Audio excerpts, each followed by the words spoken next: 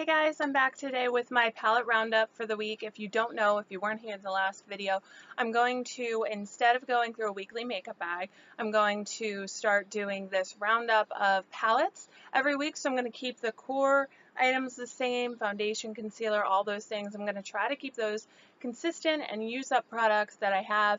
And then every week I will use different palettes and go through those. So the way I was doing it last time was that I use a different palette every day, and so I'm going to show you those palettes and my thoughts on them. And then this is also a good way for me to go through my palettes, see if I truly like them, if they're worth keeping.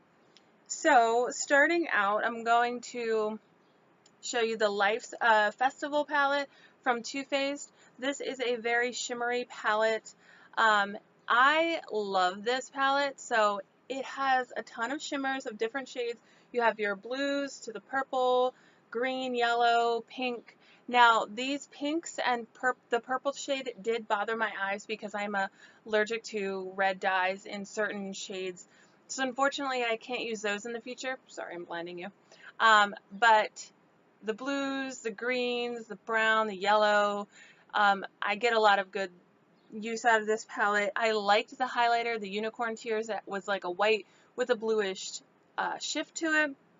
Really enjoyed that, but I love this palette, and since it is all colorful, I went back to using my Clay Play palette from Tarte, and I used the two in combination. So that one looks like this, where you have all naturals and they're larger tones down here. I used for contour palettes. I'm trying to. The shimmery shade palettes with lighting is horrible. Okay, so the bigger shades I was using for contour powders, and then the smaller eyeshadow shades I was using on the eyes in combination with this palette here. So I just brought in some of the mattes, and I was able to pull out a nice cohesive look with this. I really enjoy this formula. It smells like that chocolate or vanilla scent. But this is kind of similar to the Shade and Light palette from Kat Von D. So if you have this palette, definitely use it. I kind of forgot how much I loved it, and this is one that I need to keep out in my rotation. It's funny because I don't love mattes, but I really love that that particular palette, and I like that it has the contour powders in it, which you could always use for eyeshadows, but of course I just use them for contour this week, but love that palette.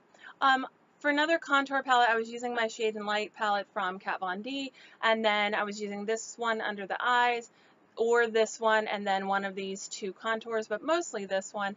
I really like this. I've had this for, I think, a couple years now, and I haven't hit pan on any of it. I have a lot of contour palettes, so I try to rotate through and make sure I'm using those. But I really do love this. It's so blendable, nice formula. If you don't have it, pick it up. Mine's the old packaging, the old cardboard plastic packaging, but now it's like the plastic and the pans are refillable. So whenever I do finally finish this up, which will probably be a long time, I'll get the refillable one because it is a really nice palette, and I think it's worth having in your collection for sure.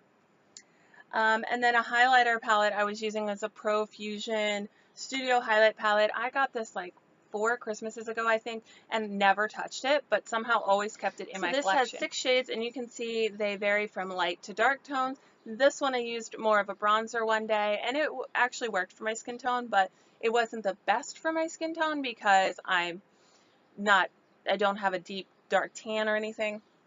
But the rest of the colors I really liked. It does have like a glitteriness to it. I don't know. I mean, it's not, I know you can't really see that swatch, but it's not glittery. It's, the consistency of the powder is so creamy. I'm trying to think of an eyeshadow formula that it's similar to, but nothing's popping in my head right now. But if I think, I'll let you know. And this is just, it holds that pigment so well, and I don't end up with flecks of glitter on the skin. So this I was really loving. I don't know that you can pick this up anymore, but I was rotating it through my collection, so I thought I'd show you guys. And then I went back to using my Too Faced Chocolate Bonbons palette. This is my favorite chocolate bar palette. and it's because it has so many neutral or cool tone shades in it. So forget the pinks for a minute. The rest of it is super neutral and I get so much use out of it. The shade here, Cafe au Lait, is like, oh, I love that shade.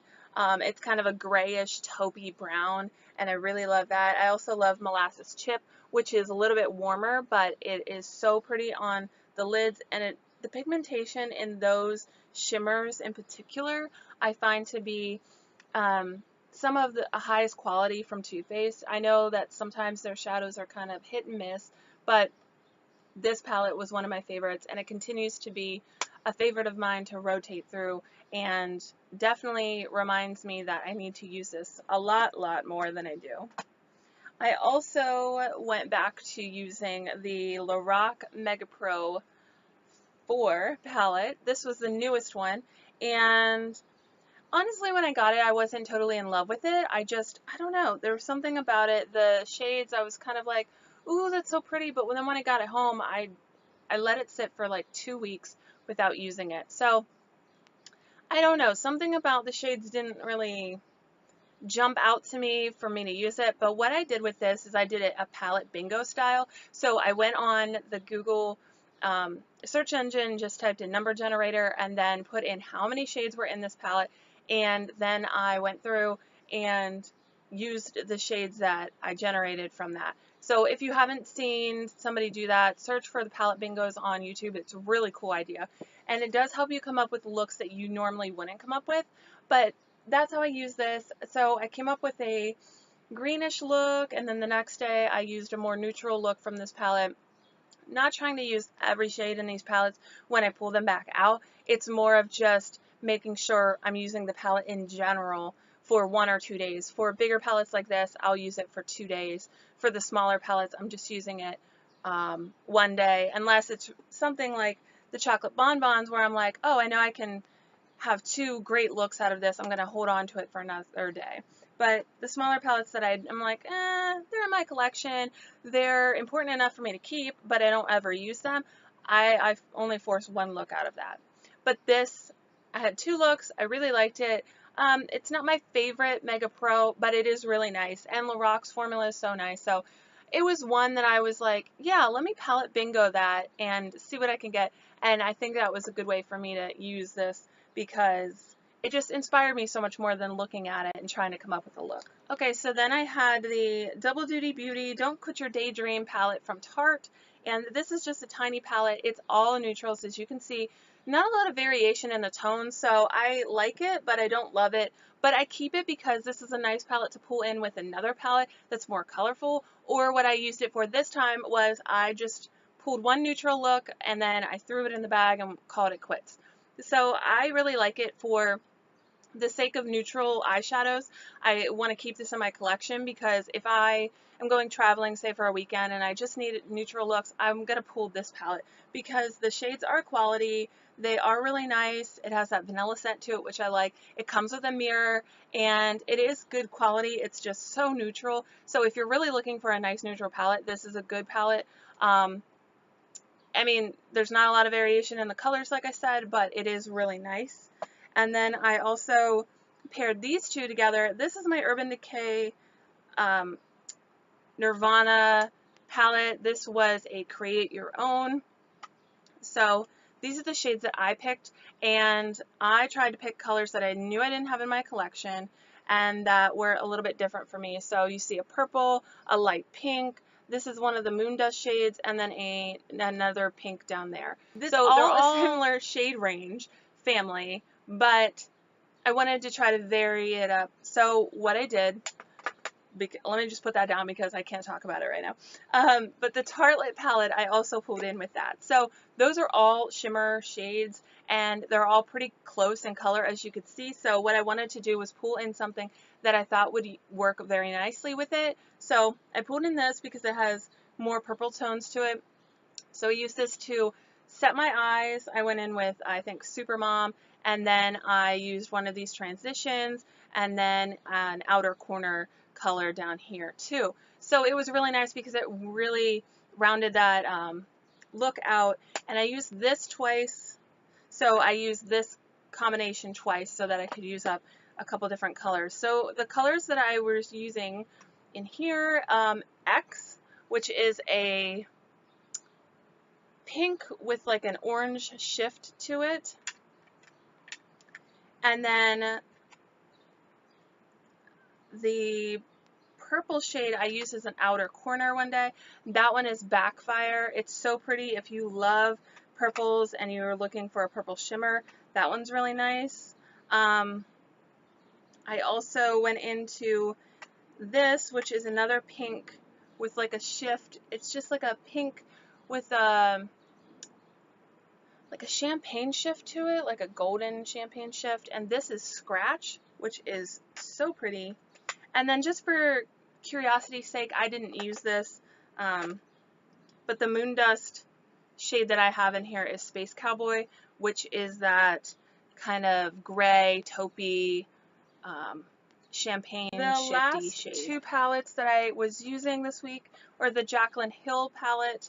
I'm just trying to use this up. I have so many cool looks that came out of this, so I marked any shades that might have irritated my eyes. Like I said, I have an allergy to the red shades, but I didn't find super irritation from these, but I just marked ones that I thought kind of did irritate, like the darker reds.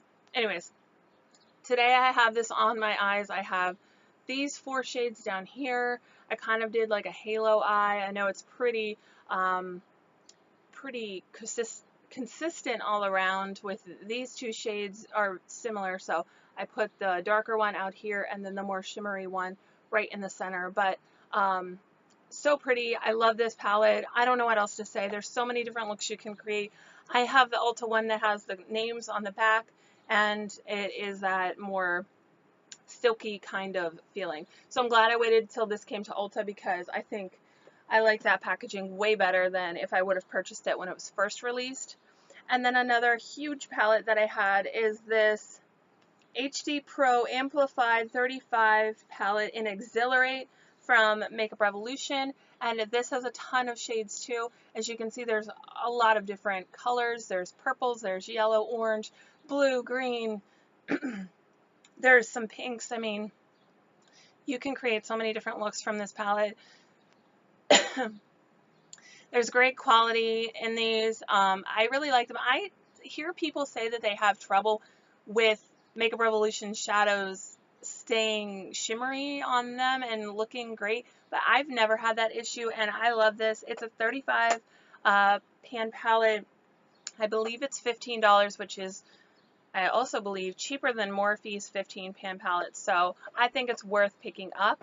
And then, since I've gone through all my palettes, let me just grab my bag and go through a couple other things that I've rotated through my collection. Mineral Matte in Swag, which is a nice pinky shade. You know my love for this. It's not super drying, but it's just really pretty.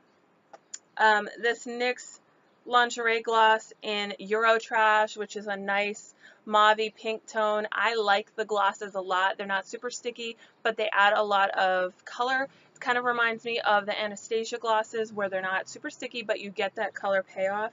And then the Buxom Gloss in Dolly, which is another pretty pink shade. And this is another favorite gloss formula of mine, because you get that color payoff. It has that minty tingle to it, which I really like. I know that bothers some people, but I really like that, and so those are my favorites.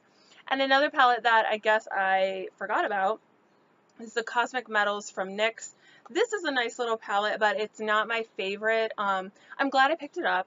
I'll say that. And now that I see it, I remember I was pairing this with the Tarte palette. So what I did was I went in with the real neutral shades, and then what I did was pop this shade right here, this more yellow, on the lid for a nice shimmer. So the combination of those I thought was really pretty, and like I said, if I had to do it over again, I wouldn't pick this up, but I think it's nice and I have it, so why not use it? I went back to using the Manizer Sister palette. This has Mary, Cindy, and Betty Luminizer. I use Betty Luminizer more as a bronzer on my skin tone, because again, it's not super dark, but I love Mary and Cindy. Cindy doesn't get enough love, I think. It's a pink highlighter. I love pink highlighters more than champagne highlighters. I just really, really love them. So went back into this, got a lot of good use out of it, and I was happy with pulling that out of my collection again because I kind of forgot about that, but they're such great quality and they're so pigmented. And then another one that I think is so pigmented, and I don't hear enough people talk about these, are the illuminating highlighters from Lorac, and I have the shade Daylight. I got this during the Ulta 21 Days of Beauty sale. This was like half off, I think, which was a steal. I love this. Super neutral champagne. I mean, it's your run-of-the-mill shade, but it doesn't look like it have a lot of color payoff, but it really does. And so I definitely love that. And then other cheek products I have, two more. Blushes, Hummingbird Hype from Wet n Wild. This is their new spring collection, so you can see it's that peachy shade and it's very shimmery. I love shimmery blushes, so this to me I loved, but if you don't like shimmery blushes, then you probably wouldn't like that. And then staying in the same color family, I have this Afterglow blush in Kinky from Urban Decay. This looks super boring, but these are the kind of shades I love, and especially in the summer, because I think, I don't know, they just add a nice warmth to the skin, and I really love that formula. I think it's great. So three final things that I was using. I have this ColourPop Single Shock Shadow in Tang, which is kind of a cool toned plummy brown, which I really appreciate because I don't have anything like this in my collection, and I thought it came out really, really pretty on the eyes. It is a matte, and then I have a Ultra Glitter in the shade Birthday Girl, and this was one of their birthday collection releases.